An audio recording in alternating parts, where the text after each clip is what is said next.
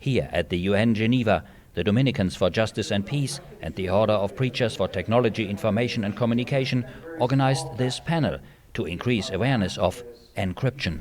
The right for privacy underpins and in some ways is a necessary precondition for other rights and freedoms, including freedom of expression, association and belief. It means also religious dimension.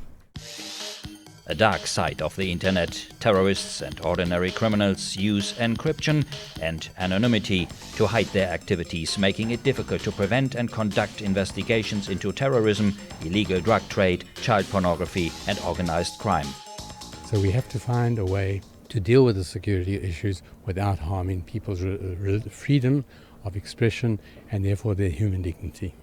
A few weeks earlier, the UN Conference on Trade and Development and the World Bank discussed cybersecurity and new tools to fight cybercrimes. For too long, in too many projects that are financed around the world by agencies, including our own and others, that there isn't the attention given to cybersecurity issues that there should be. In Article 17.2 of the International Covenant on Civil and Political Rights, states are obligated to protect privacy against unlawful and arbitrary interference and attacks. Cyberspace is an incredible environment to encourage and facilitate freedom of expression.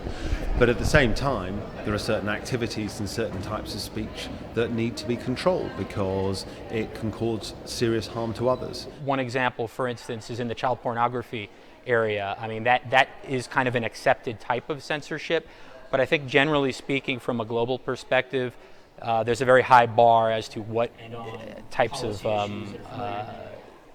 content actually can be legitimately censored under the law. According to Pope Francis, when used wisely, modern means of communication, such as the internet, social networks and text messages, are a gift of God. Encryption is the key tool to preserve privacy, and privacy is something very important from a Catholic perspective. We know that privacy, for example, is a key element for confession, but also for all the relationship you can have with the clergy and with each other, and we consider that it's also a key element even for the human dignity.